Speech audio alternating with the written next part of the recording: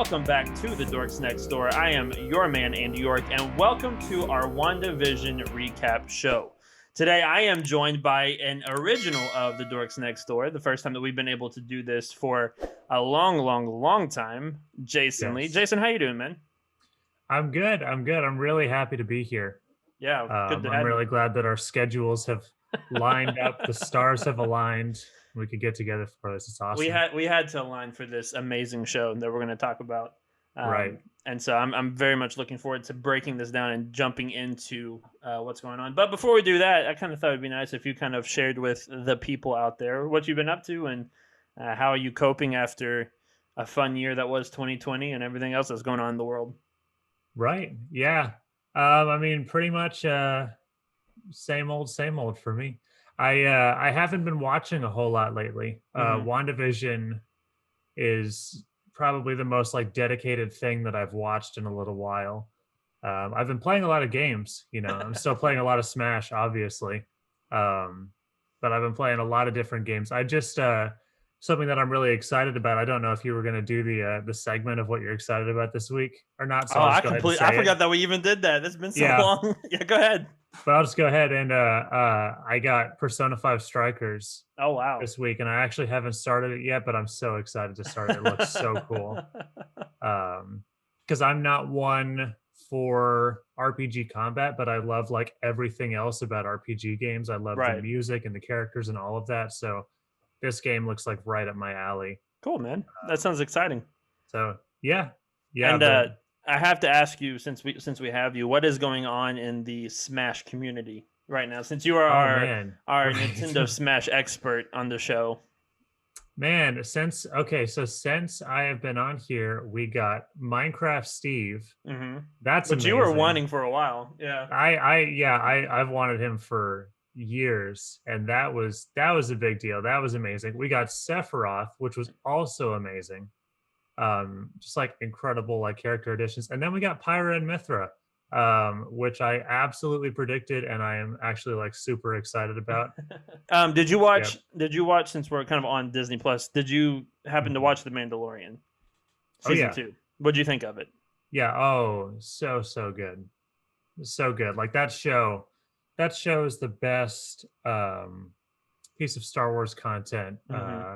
Probably since Return of the Jedi, honestly. I'm just like kind of like with Star Wars, I'm just kind of like, screw it all, man. Yeah. It's just gotten so convoluted, and like I love it. Mm-hmm. I love it to pieces. Like I Right. love the characters and the worlds and the stories and stuff like that. But it's like, man, like the prequel sequel debate and all of this like convoluted bullcrap that I don't care about. It's like, man, it's just like the originals. That's where it's at, and like the Yeah. Mandalorian does such a good job. And so that's my best commendation for Mm-hmm. it.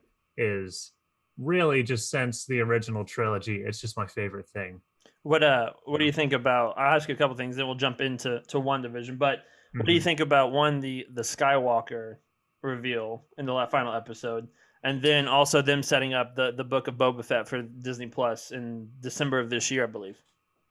Yeah, I don't know why I heard Skywalker and immediately jumped to episode 9, which we definitely already talked about. And I And was we like, went man, through that movie together. I haven't even thought about that movie in like a very long time. But yeah, the final episode of The Mandalorian, oh my gosh, that was Yeah. so cool. And you could just kind of tell from the way that the scene played out, even before the X-wing came in. It's like, oh man, Yeah. I know who they're bringing on here. This is Yeah. awesome. And I mean, it's extra cool because this is the time period of the extended universe in Star Wars lore. I keep moving my hands, and like my fake Zoom green screen that is covering my apartment in the background keeps glitching my hands. So I'm sorry about that. I am That's aware fine. of it. I That am is aware of fine. it. Go ahead. Um, but we know about Luke during this time period through the extended universe, but we've never seen him Right. before. So it's like so cool to see him. Not that he like does a whole lot, but it's just like, dang, you're here. And this is like the Luke that we have all of these like kind of legends about now at this point because the EU isn't canon anymore. Mhm. But I just thought that was like so awesome, and it gives the show what's the right word for it? It gives the show kind of like a gravity to it. Yeah. Because this is like the guy, Yeah. this is Mr. Star Wars, and he's like here in the show, and it's just like the coolest. It's the coolest thing. Yeah. Yeah. And the Book of Boba Fett. Oh yeah, no, I'm sure that's going to be awesome. They did such a good job with that character. Mm-hmm. Um, in the Mandalorian, I think he got more screen time in the Mandalorian, and definitely more character development than he, has in everything else combined Yeah. before, live action wise. So. And that's another character that like extended universe, makes him out to be like the coolest. And that's why everybody loves him, is like the Yeah. extended universe stuff. And then they tap into that kind of with this show, and it's awesome. It's so cool. Yeah. So yeah, I'm very excited for that show. It'll be great, I'm sure. I am too. I think it's going to be just as good as The Mandalorian and just as good as WandaVision, which is a nice little look at the segue going into it. Excellent. So we're going to break down WandaVision, all 9 episodes. We're not going to go through episode by episode, but we're just going to kind of go through and talk about the good, the bad, and the mind-blowing. So let's start off with the positive. Let's talk about the good of the show. To you, what stuck out? What was one of the better things that WandaVision did that either surprised you or that just kind of stood out to you about the show?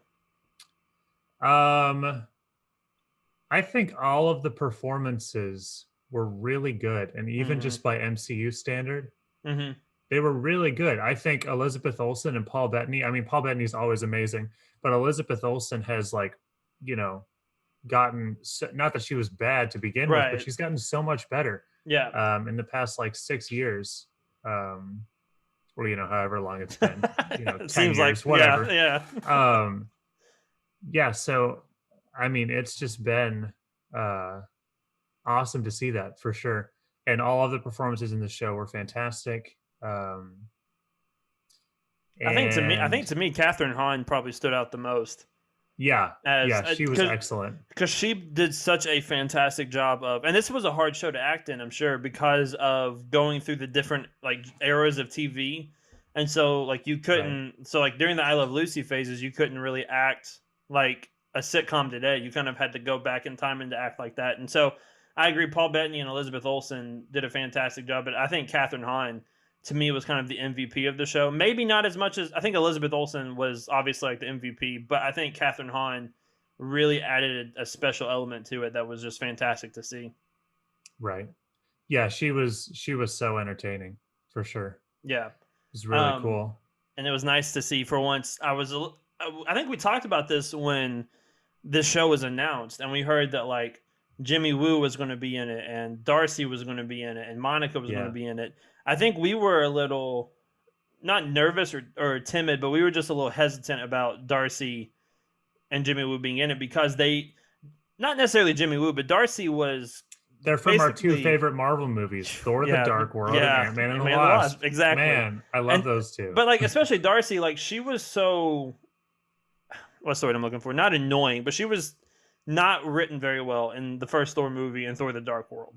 And then all of a sudden she comes into this show and just absolutely blows it away. I think seeing her and seeing Jimmy Woo, now I want to see more of them in the MCU, which is not a sentence I thought I would ever say in my life. Right. Yeah, I agree. So I agree. I thought that was great. Yeah. What do you think about the storytelling that they went on, the journey that they kind of took us on through the nine episodes of the show? Yeah, so I think the best part about the show is kind of the concept to it and the way that it takes us and the way that the story moves through the concept with each episode. They do a great job at really recreating all of these different shows and all of these different aesthetics. And the story, the story is really woven into it really well, I think. Yeah. My only real annoyance with the show was kind of, it's not really even an annoyance, but I was like, okay, when are we going to kind of get on with it? Yeah. A little bit, because it felt like we were in the same place for a little while. But it really wasn't even that much of an issue because I think the payoff at the end of the show was so awesome. Yeah. But yeah, no, I was super impressed by it for sure because we saw like all the promotional stuff for the show and we were like, okay, this is going to be like, this has a concept to it. This is really weird. This is Marvel. They don't like, they don't, they just kind of like put stuff on a screen and it works. It's Right. like, but I think that they really, especially in the earlier episodes, like knocked it out of the park in Mhm. terms of you know how they presented the show. It was Yeah. awesome. And I think because we're so used to, especially with like when we had Daredevil and Punisher and Jessica Jones and all them, we were used to being able Mhm. to like binge watch the entire like season in a day or 2 days or whatever. This one, like the fact that we had to wait a week to get the next episode, I think was a benefit, but also hurt the show. Not hurt the show, but it made to where like we were able to speculate and make theories and like go off the walls with it, and then when it didn't happen the way we thought, there was some backlash on the internet about, you know oh, Mephisto didn't show up, or Nightmare didn't show up, or which we're going to talk about Peter Evans here in a little bit as well. But like all of these different things didn't have the payoff that we wanted, but the payoff that they gave us was perfect for the entire show. Yeah. And so I think, but to me, like the week to week speculation made this show more interesting than it probably would have been if it was just all laid out to us in one quick session. I think that Right. would have been great. I think that would have kind of taken away from it as well. Right. Dang, what was I just gonna say? I totally lost it. Never mind. It might come back to me. It Oh, might- no, no, no, no. I remember. It's WandaVision is our first piece of Marvel content in such a long time. It's yeah. like so weird. We haven't gone this long without a drought even close to this Hmm. for Marvel content. Even if you don't count Netflix or ABC or stuff like that, it's just like it's very strange. So I understand um kind of the expectation Hmm. for, and I guess I'm kind of jumping the gun on talking about this a little bit, That's but fine. it's whatever. That's fine. I understand the expectation for like a giant like payoff, like reveal or something like that. Hmm. But on the flip side, this was always meant to just be its own show, to be its Right. own story. And I think that there were some like crazy like revelations Hmm. towards the end of the show. Um, but I kind of see both sides of it to where it's like, okay, I understand wanting a little bit like more and more movement, but also for the story that this show told, I mean, I don't think it detracts from that story Oh at yeah, all that there definitely. wasn't like some like crazy guest appearance you Right. know And I think that kind of plays into it of like we're like I'm bad about doing this as well at some point at sometimes is like we get in our own head that like this is the way that this has to go, and then when it doesn't go like that perfectly, we like tend to say it's not good, it wasn't good, or it didn't live up to the hype. And I think this show definitely lived up to that. I think it exceeded it, to be honest. yeah. And it's crazy to me that this was supposed to be, if we didn't go through a pandemic, this was supposed to be the third or fourth like phase 4 release. I think it's the third. I think Black Widow and then Falcon and then this was Yeah. how it was gonna go. And so for this to like start the new phase is amazing to me that they were able to make it work in that way. Yeah. Yeah, totally. I think, and I'm wondering if there was really anything or how much was changed Mhm. about it to be able to put it in this order. Yeah. I think that is an interesting thought. I highly doubt that any of the events of this show are connected to any of the events of Falcon or of Black Widow, of Right. course. But it is interesting to see, like how, shuffling around these pieces might have changed something Yeah. along the way. And so what really sucks now is we have to wait a full year to get to Doctor Strange 2, which is Yeah, annoying that we have to wait that long, but I know. I'm just happy But it's at coming out. least, yeah, exactly. That's what I was just gonna say is, you know, at least it's not gonna be at least there's gonna be stuff coming out Yeah. in between then and now, And I think the like not having anything for it was like a year and a half, wasn't it? Almost 2 Yeah, years. It was like we yeah. almost hit the 2-year mark that nothing came out. Um but like the fact that we had to wait that long, I think was a good thing in a lot of ways, because Mhm. if we'd have just jumped right into another phase after Endgame, I think it would have there would have been a lot of burnout and a lot of not like there wouldn't have been as much interest. But now that it's been so long, like before WandaVision, once we started getting like more trailers for WandaVision and everything else, like the excitement was right back there again. Probably even more so than before Infinity War for some people. Of like we're finally getting this back to like we're getting back to normal, but we're getting the Marvel content that we've been missing for almost 2 years. I think that might be true. And I think that also something that's really interesting is that the streaming landscape is already way different than it was just before the pandemic. Hmm. You know, Disney Plus has already like popped off, you know, like insanely popular. Netflix has become even more popular. Now there are a billion other streaming services cropping up because everyone's like, "Oh, we want a piece of that," you know. We want a piece of everybody staying at home for the quarantine. And like I think that the quarantine has, you know, you know, been the biggest change so far for just like streaming TV in general. Yeah. And with Disney Plus being one of the power players in that, and with WandaVision being one of their biggest releases early off, you know, in this like first year, um, it's definitely, you know, I think one of the most important shows in this kind of like streaming revolution, which is you know obviously where kind of like the future of TV is headed, you know, Hmm. and that's something that I've been talking to a few different friends about. Even though I'm not like a huge TV watcher or anything like that, it's just like uh, the you know looking at everybody staying at home during the quarantine, wanting to be entertained, looking at like streaming services versus something like cable, Hmm.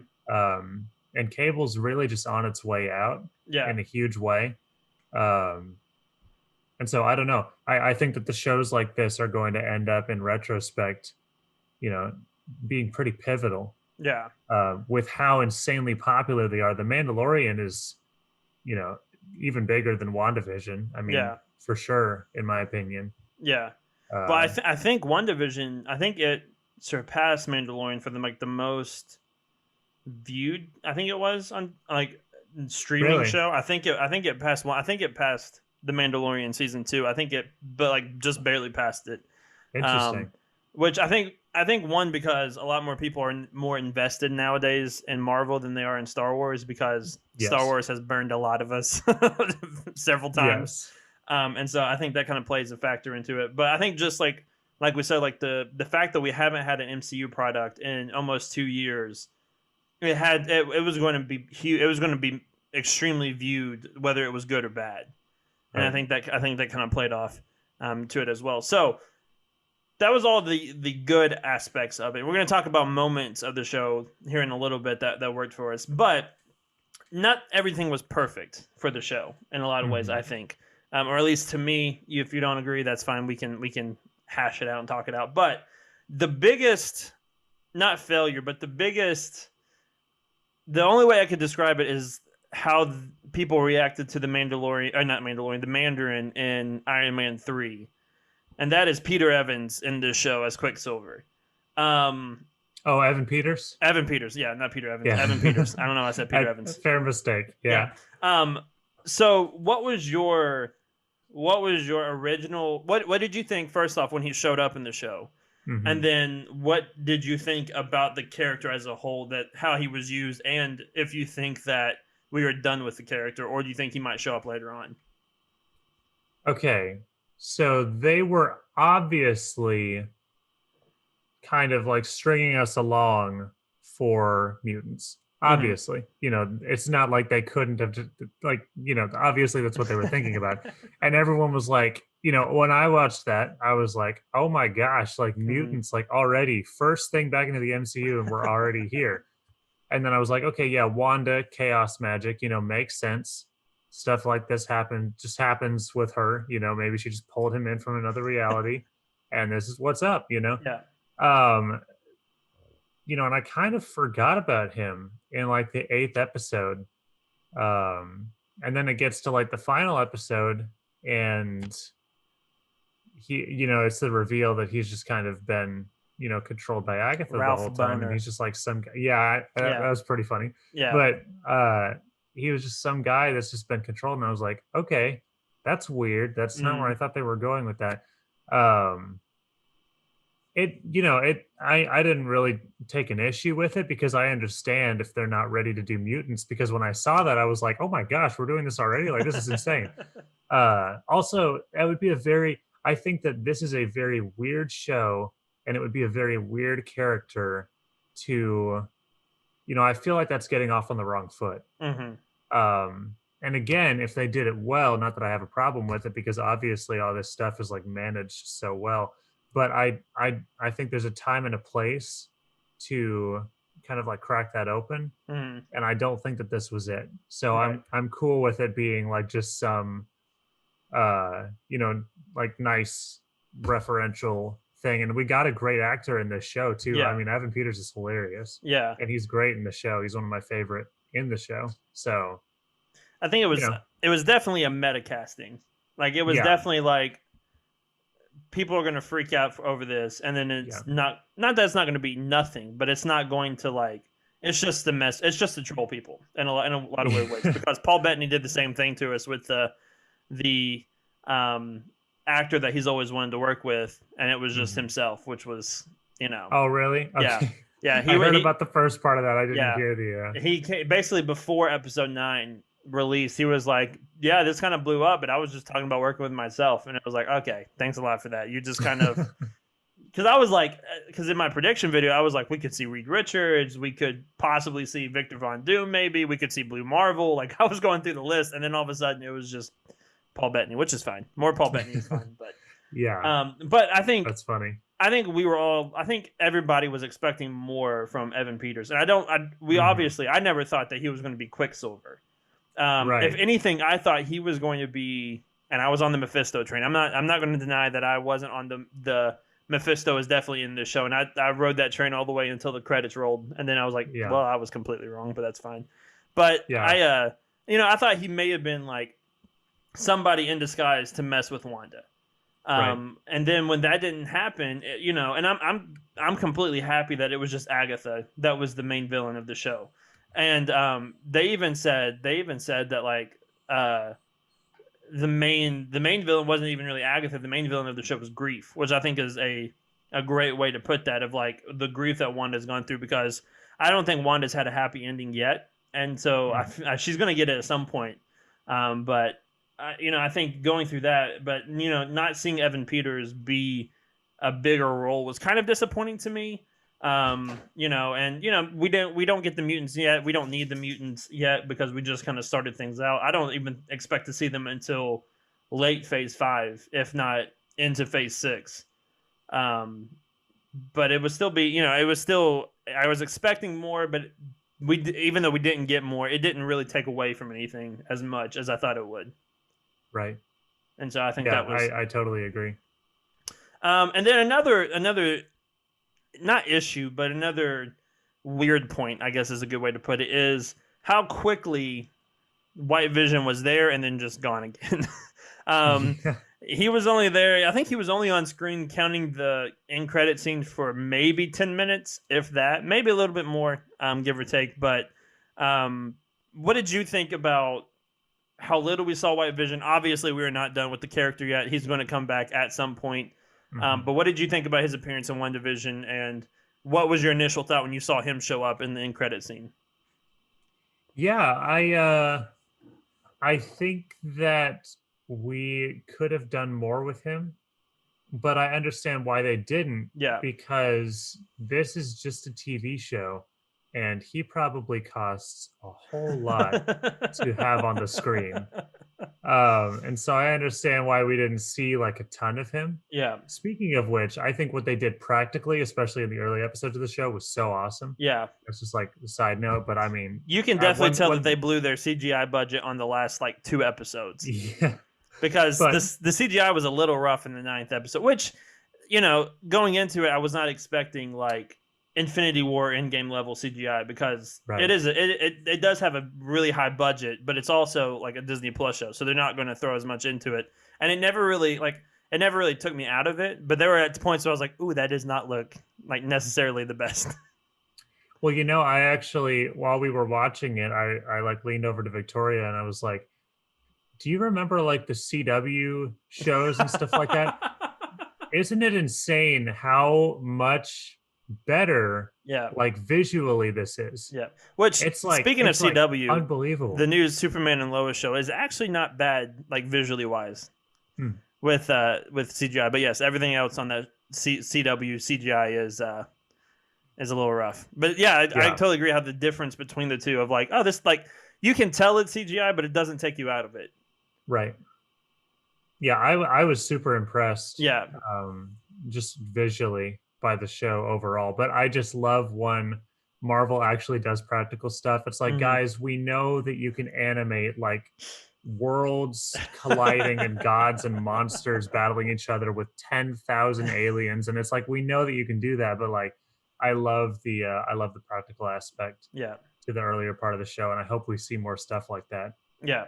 uh in the future. Yeah.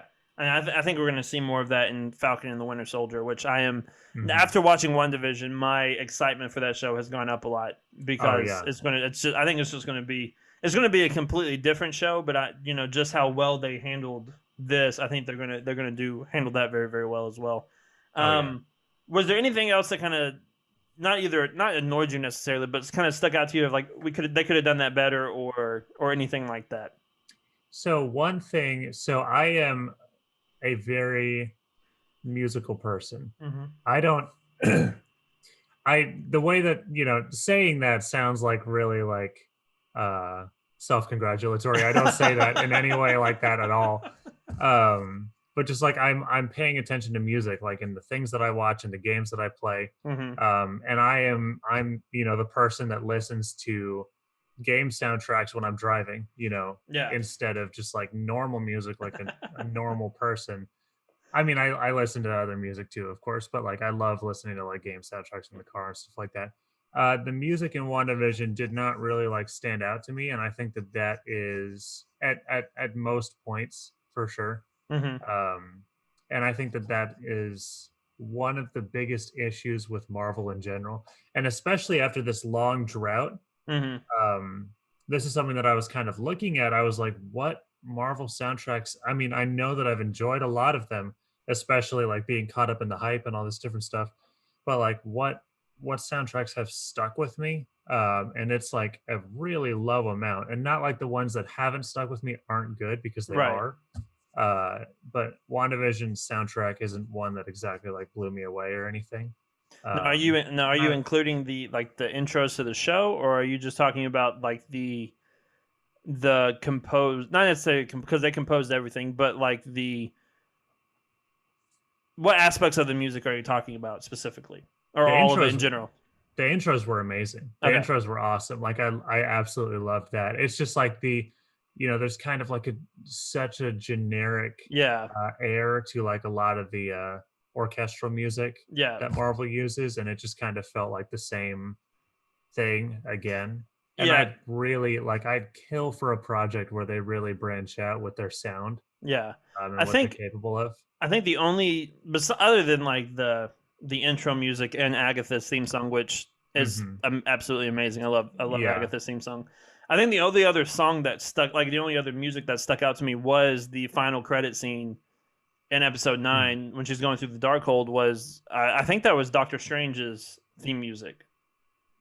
Okay. Yeah, I'd have to If you listen to listen that to it, again. I think it is Doctor Strange's theme music, which makes sense because that's setting up her appearance in Doctor Strange too. So that was the only like Right. nod where I was like, oh, that was smart to do that. But other than that, like because and I get what you're saying of like other movies when there's an intense scene in an Avengers movie and you hear the Avengers theme song, you know what's going on in that moment. There was nothing really Right. like that in One Division. Yeah. Yeah, they could definitely do a better job with theming in these Hmm. shows, but I also just think that the sound palette could really use a shakeup because Yeah. we've really had basically the same sound palette for, let me check my watch here, 50 movies and 100 shows. Yeah. So, that What was the last MCU property theme or like music that stuck out to you? Oh, well, definitely Portals. Hmm. Definitely a lot of the ending music from Endgame was just exceptional. Yeah. And the way that they kind of wove that theme of Tony's sacrifice through like different pieces in Endgame was awesome. Yeah. I think Alan Silvestri is so good. I think that the Avengers music is trying to think of a good comparison. It's kind of like good for like the same reason ACDC is good or something like that, to where it just like hits really hard, you Yeah. know? And it's not like, it's not like a technical like masterpiece. It's not like Right. Radiohead or like King Crimson or something like that, but it's just like, Right. dang, this is awesome, Yeah. and it sounds so cool, and it just like it hits you. It just kind of knocks your socks off. So that's why I love the music in Avengers and Infinity War and Endgame. Age of Ultron was done by somebody else, which of Mhm. course it was. It's always got to be the weird child. Yeah. Um, what other music? I liked some of the sounds in Thor Ragnarok. Mhm.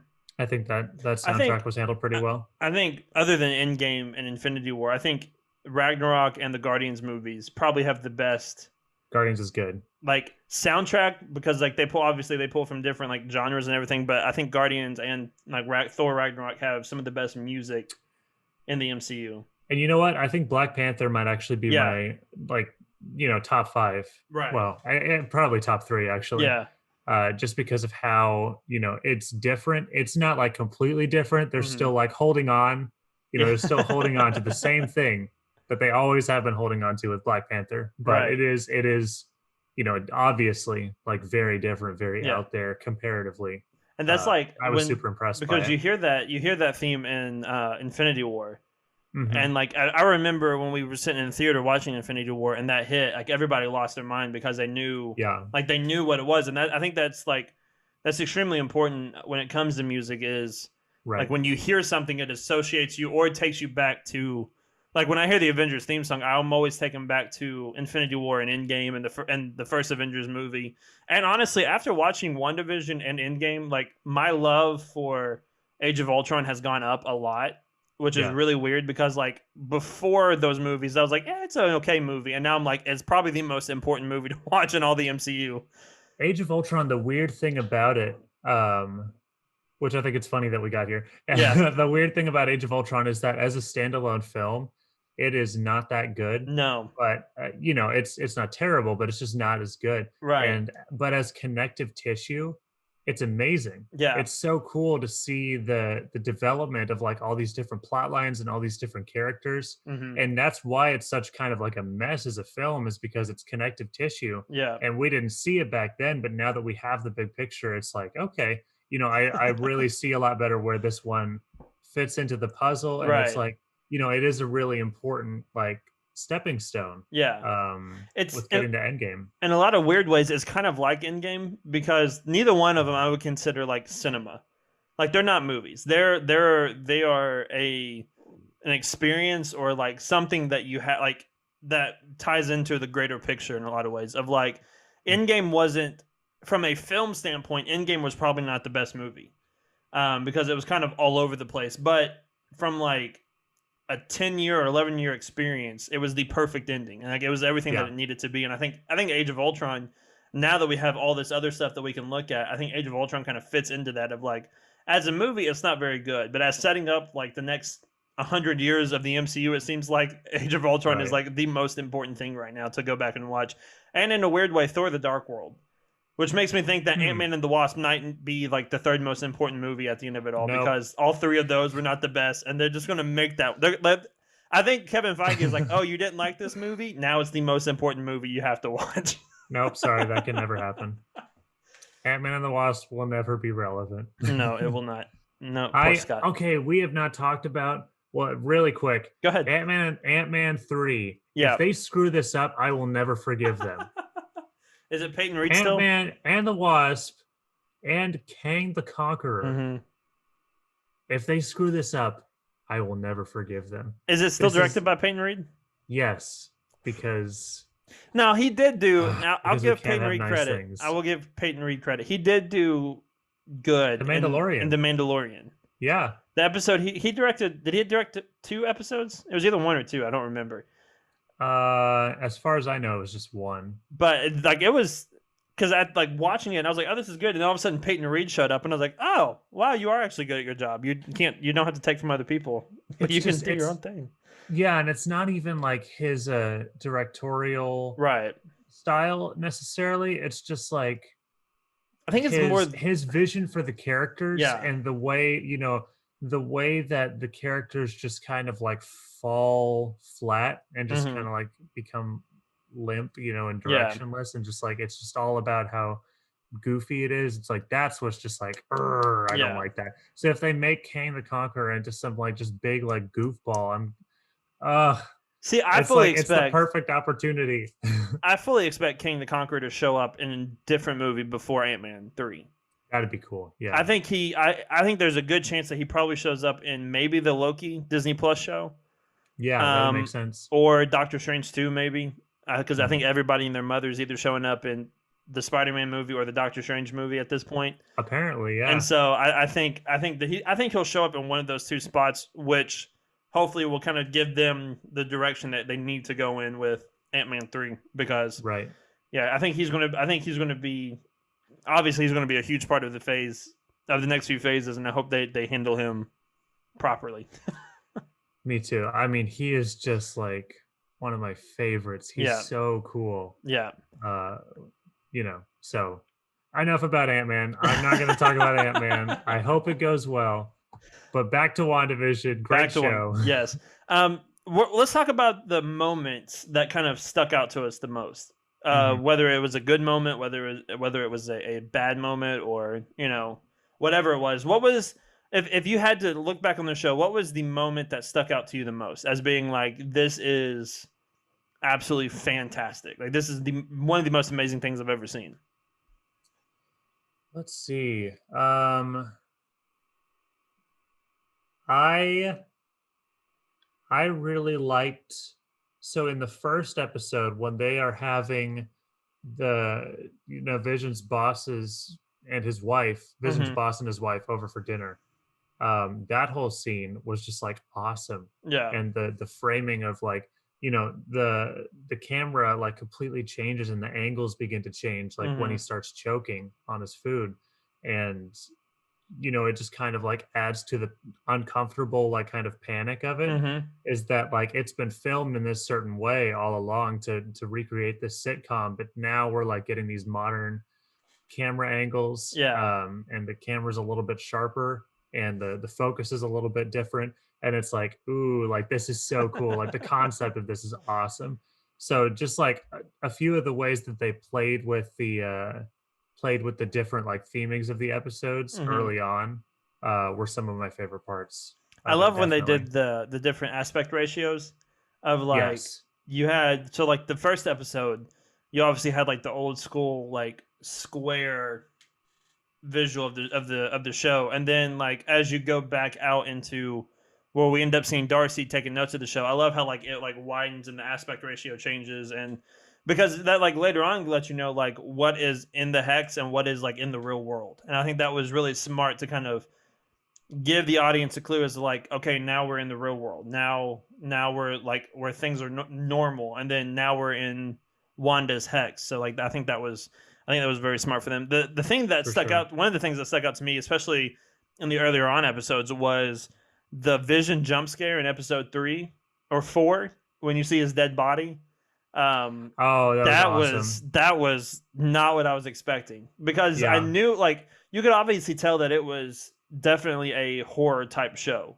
Mm, But it didn't necessarily play on those themes a whole lot throughout the show, and then all of a sudden it would just yeah. hit out of nowhere randomly, and that Yeah. was the one where it was like that one made me jump for a second, because I was like, oh, that is because like the white, like he was pale or he was gray, but his eyes were like weird gray, hollow looking, and he had the hole in his head, and I that think one, I immediately turned to Victoria and I was like, "Oh, that's awesome." yeah, yeah. I think that was my immediate reaction to And that. then they did it again later on with Pietro with Evan Peters, and it didn't work as like it wasn't as big of a jump, but it was still like, this is creepy. That one got me a little better, Yeah, actually. really.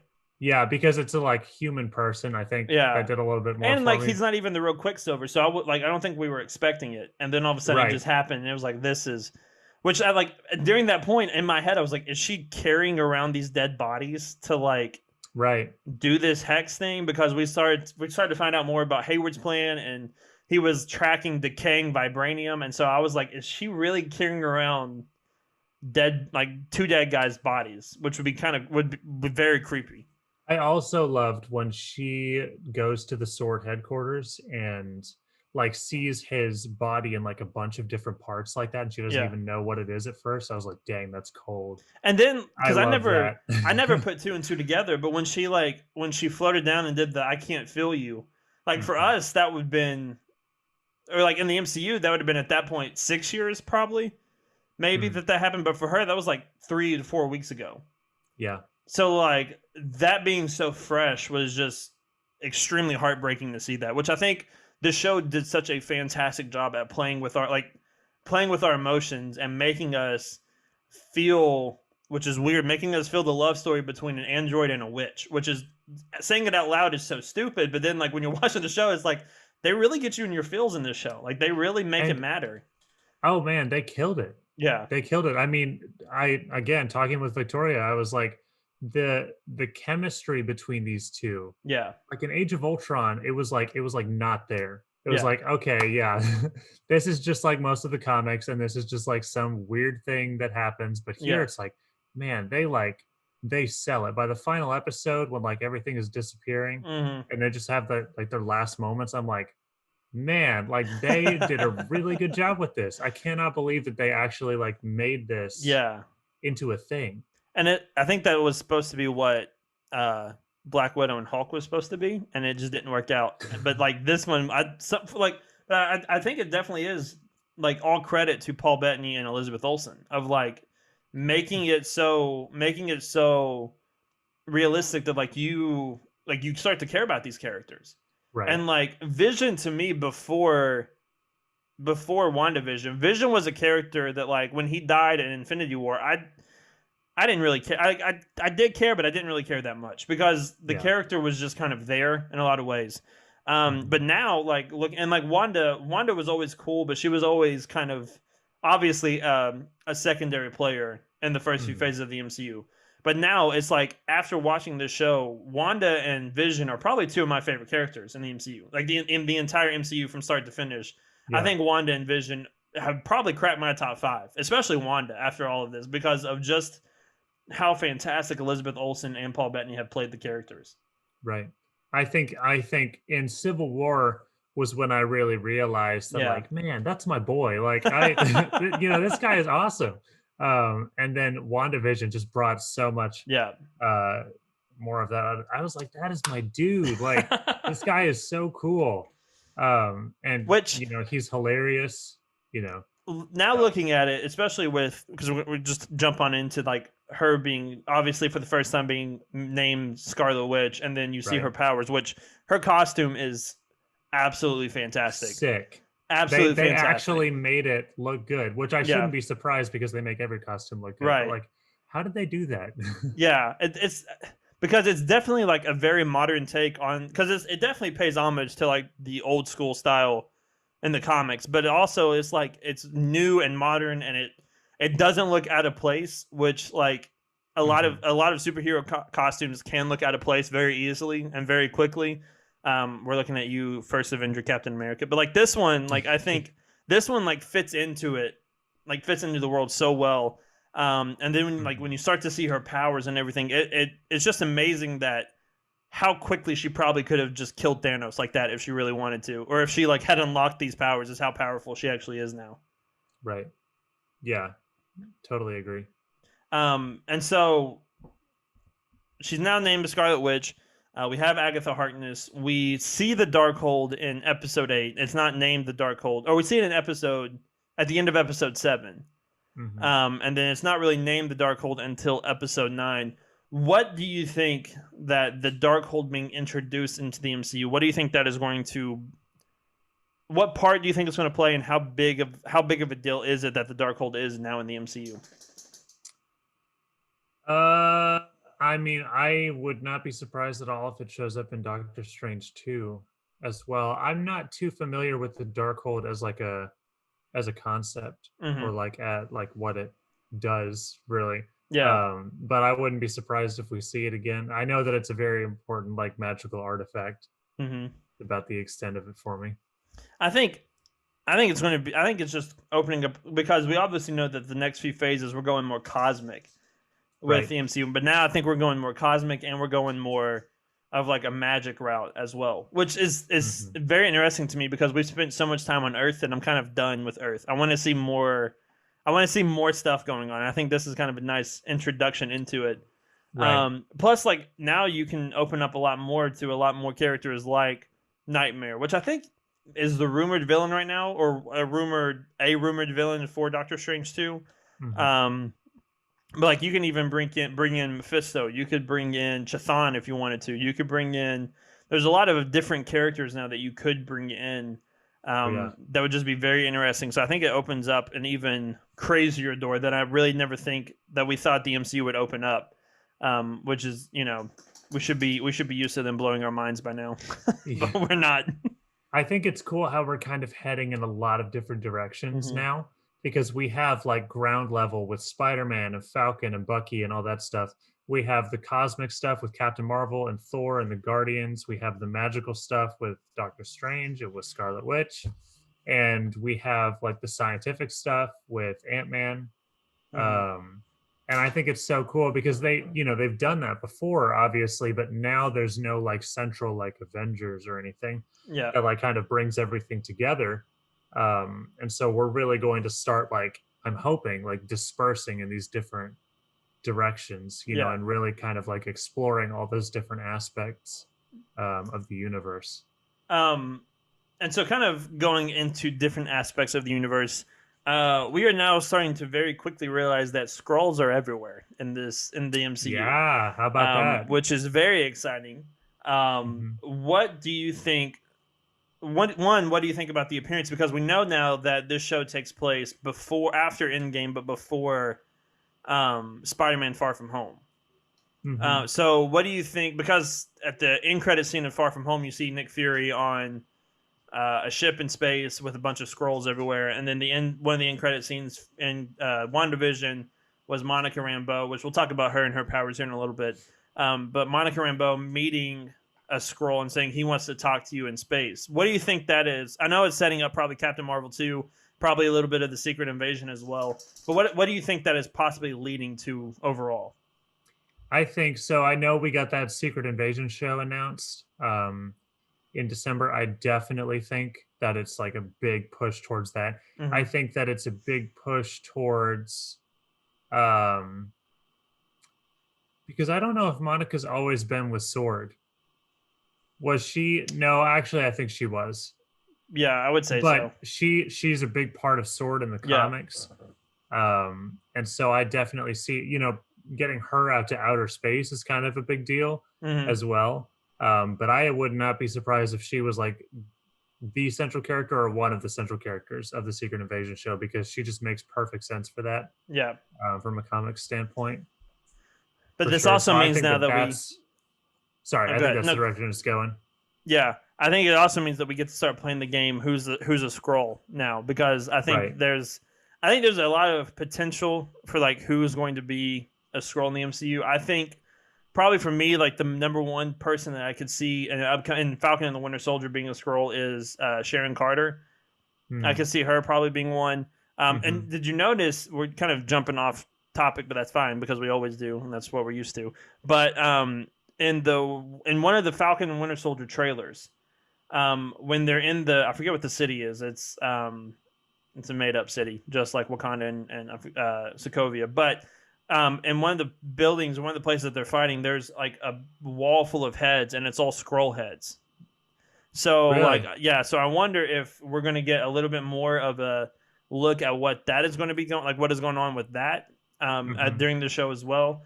Um, so I definitely think we're heading towards a massive Secret Invasion, um, which I'm fine with it being a Disney Plus show because I don't necessarily want it to be an entire movie to itself because I just think you kind of can back yourself into a corner by doing that quickly.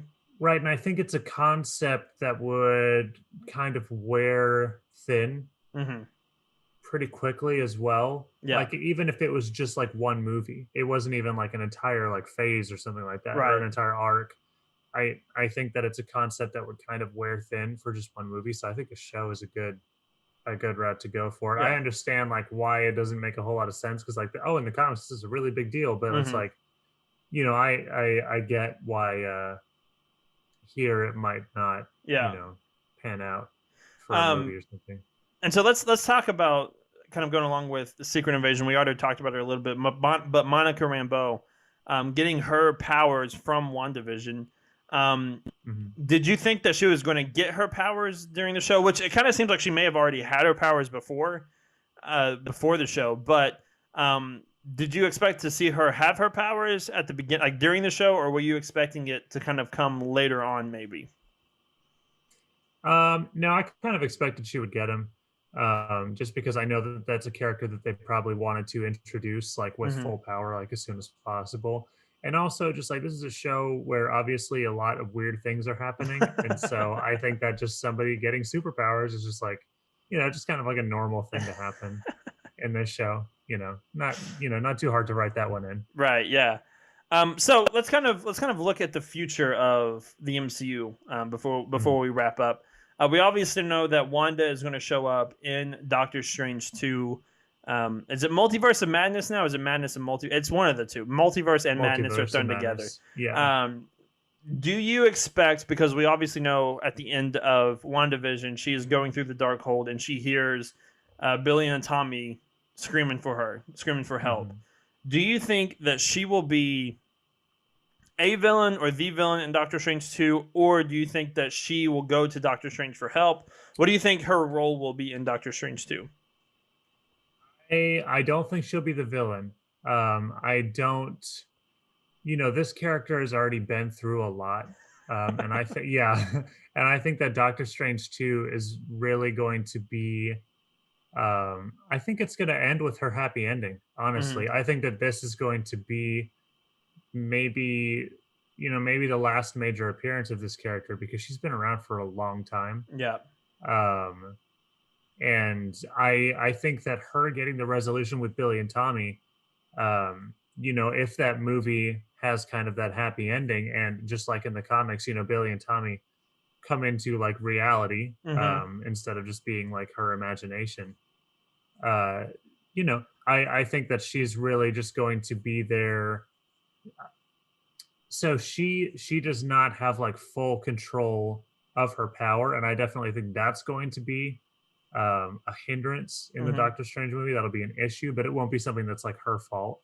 And I think she's going to get kind of like a reign on things by the end of the movie because I don't think they want to keep this character in distress forever. Hopefully And I not. think that this is a good shot for a resolution Yeah. with that. It's just like bring in some crazy like multiverse, insane like chaos magic, whatever, Hmm. and then this character gets her, you know, her happy ending. Yeah. I I kind of hope it's not her last like appearance as a character, or like I hope it's not her end. Because to me it would be kind of a shame to bring in the X-Men and not, or bring in mutants and not have her kind of be there or be a part of it.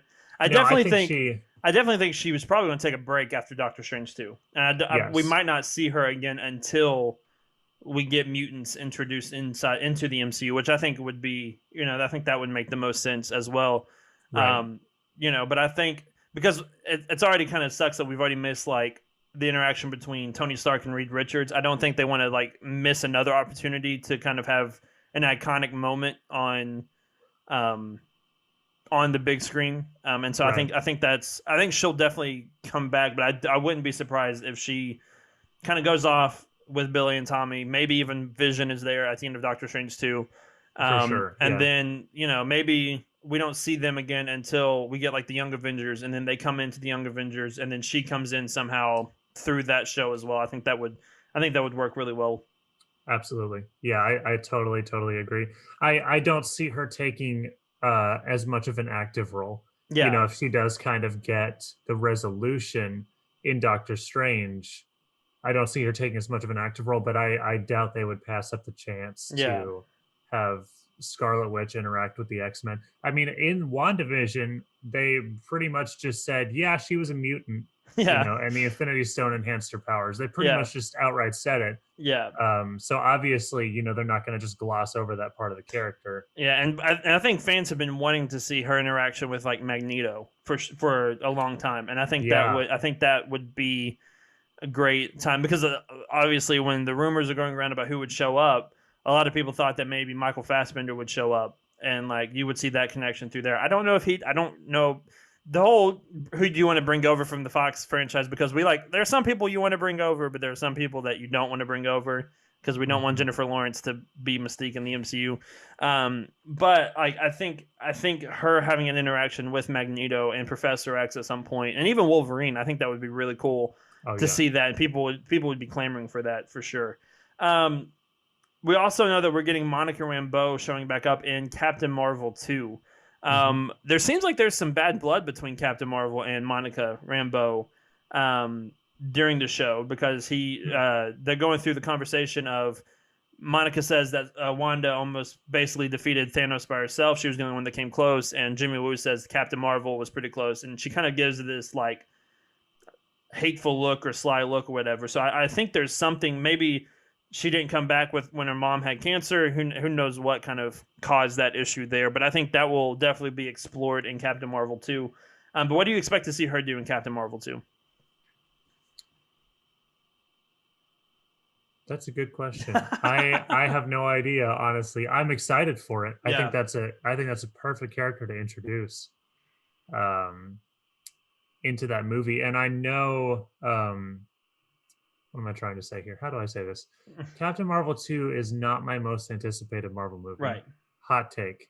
Um you know, and so bringing in this character that I know that I like hmm from WandaVision makes me a little more excited for it. Yeah.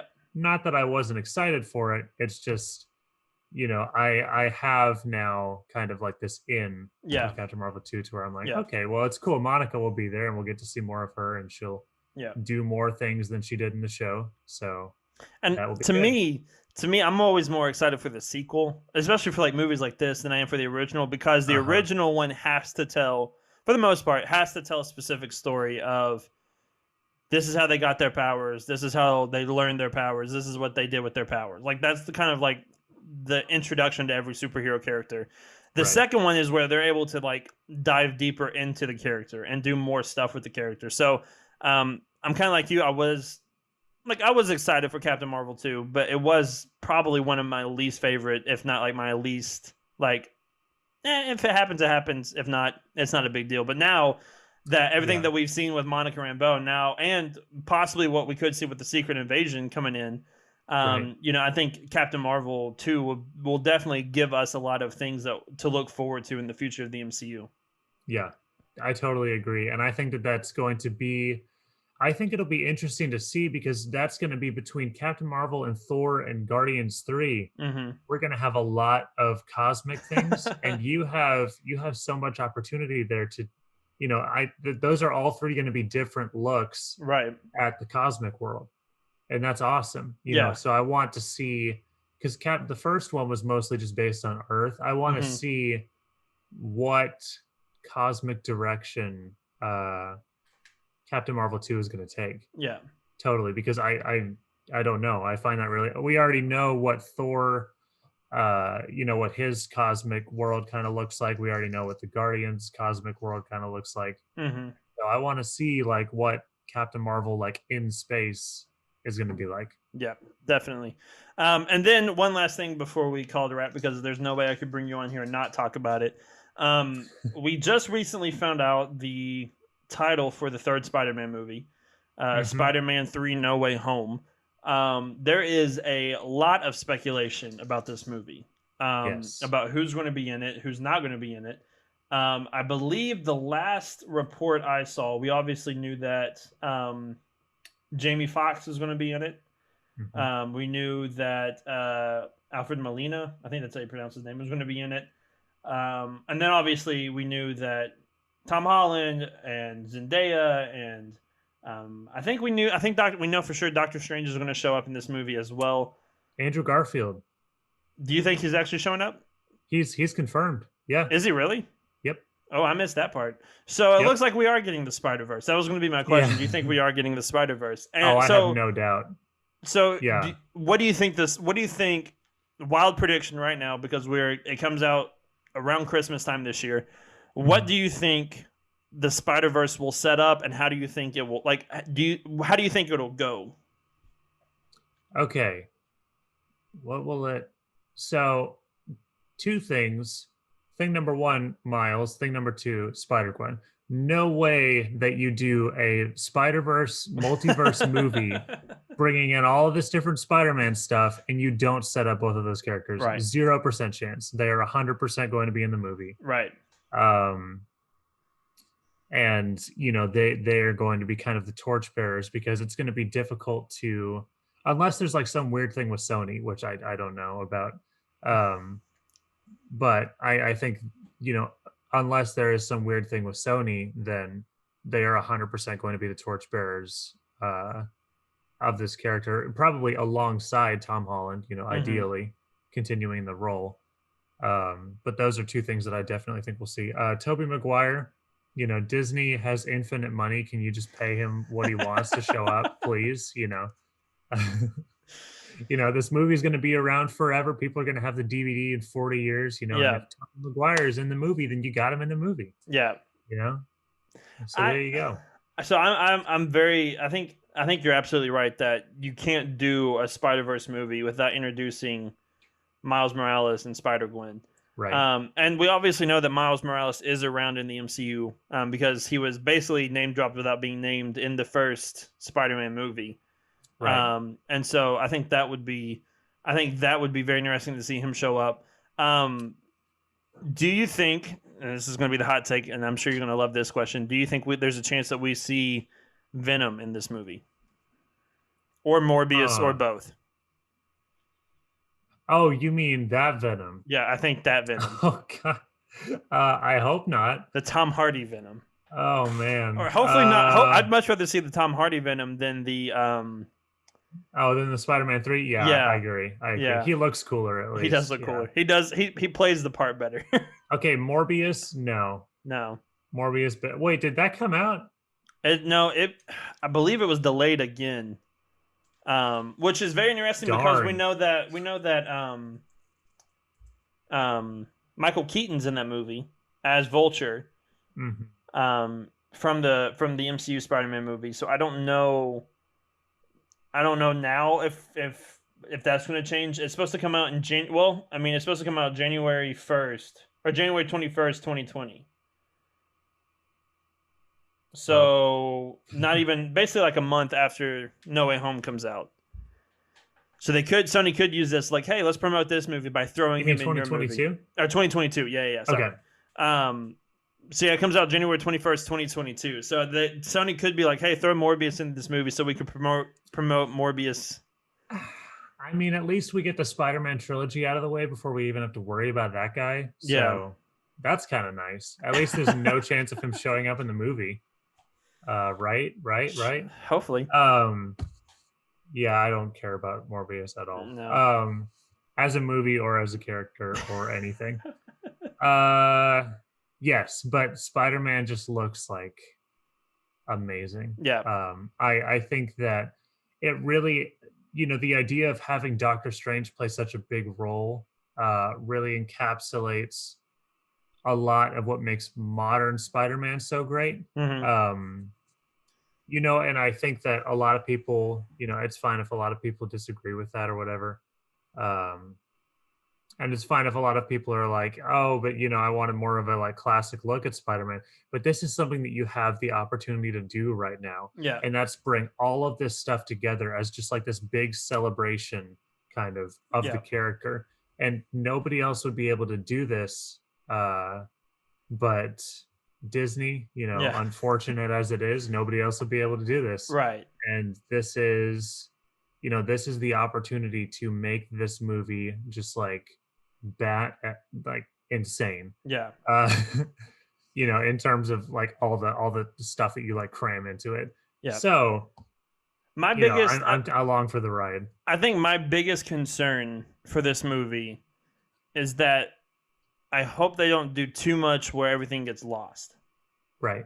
Because obviously that was the biggest issue with the first Spider-Man 3 movie with Tobey Maguire, was that there Yes. was way too much going on that it didn't work very well. And we've seen Right. obviously that Marvel and MCU and Disney can handle a lot of people on the screen together and make it work really well. Like Yeah. we've seen them do that 2 or 3, maybe even 4 times now.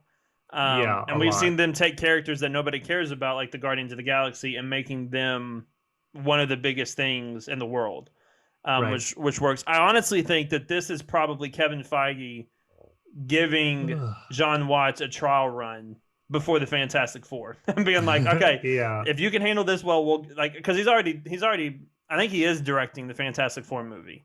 Yes. And so I think this is just kind of setting that up. Do you think that there's a chance that we could see the Fantastic Four, not necessarily like in the movie, but like as a teaser, maybe in the movie, towards the end of the movie, setting up the Fantastic Four, or do you think that they're going to wait for that a little bit later on? I will not get my hopes up for that, Mm-hmm. but that would be absolutely insane. That would and okay, if we got on screen Spider-Man and Mm-hmm. Fantastic Four Mm-hmm. interacting with each other, If only we like could get. that. Wasn't it Fantastic Four? Because Fantastic Four was the first time that Spider-Man appears in comics, correct? I believe, maybe that was like his first big team up, at least. That was his first. Yeah, Yeah. that was his first. Because big didn't he team wear up. like a paper bag over his head? Or Yes, so if we the can get bombastic bag man. if we can get Tom Holland to wear a paper bag over his head at some Oh, point, amazing. that would be absolutely, because we already saw the shot of Ant-Man on Hawkeye's arrow. We've Mhm. already seen the iconic Civil War shot with Cap and Tony. Like we've seen this, we've seen the snap, we've seen everything else. Just give us Spider-Man in a paper bag with the Fantastic Four, and the world is fine.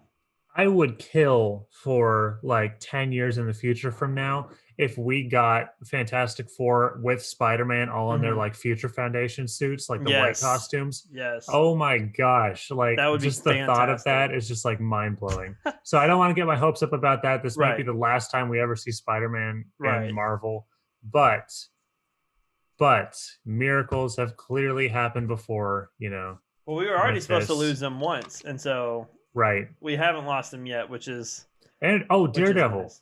Yes, Daredevil in the Daredevil, movie. which is Like, oh my amazing that- gosh. it's amazing now that like when the movie was announced, or even after Far From Home, everybody was like, "Well, Peter Parker needs an attorney now," and there's an attorney that's just waiting to show up, which is Daredevil. And everyone's like, no, it's impossible. It's not Right. going to happen. And And now- we're just all like, Now he's like an afterthought. Now it's like, no, we're getting Tobey Maguire, and we're getting Andrew Garfield, and we're getting right.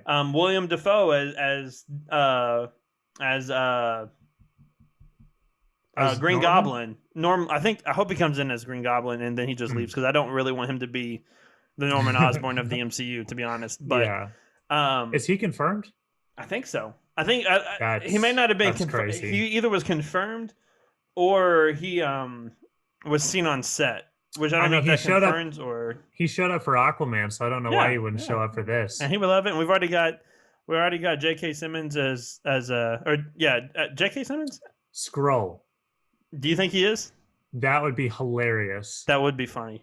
That would be the best Skrull reveal of all time. I'm gonna call it here. That would be the best Skrull reveal of all time.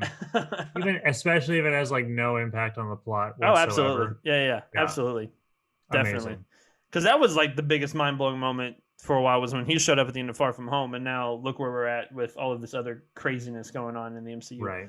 One Right. final thing before we wrap up, I would have loved, I think a great way that they could have, if they wanted to introduce mutants into WandaVision at the end, is while she was going through the Darkhold, instead of hearing her children, if Charles Xavier, like James McAvoy, would have just said in her head, "Hello, Wanda," and then that's just how it ended. I think people would have gone crazy for that. Yeah.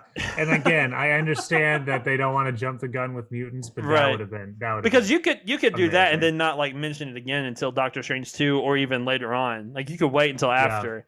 But I think that would have been fantastic to see that happen. right. Any final thoughts about WandaVision that you want to mention before we wrap this thing up? No, I mean I am happy with it. Definitely, I'm happy with how it turned out. It impressed me in a lot of areas, and I'm just excited to see. As always with Marvel, I'm excited to see what else it leads to. Absolutely. Yeah. Well, we'll definitely have to have you back on for all of this craziness that is going on in the MCU, especially after Falcon and Winter Soldier, and we do our recap shows for that. We'll definitely have to have you back on to cover all of that fun stuff. So yeah, I think that's going to do it for our WandaVision recap show. We really appreciate everybody tuning in and listening to us. You can catch us on YouTube. Make sure you subscribe, like this video, comment down below, do all of that fun stuff, share it. You can also get the audio version of this on our podcast, Dorks Next Door, so go check that out and listen to that as well.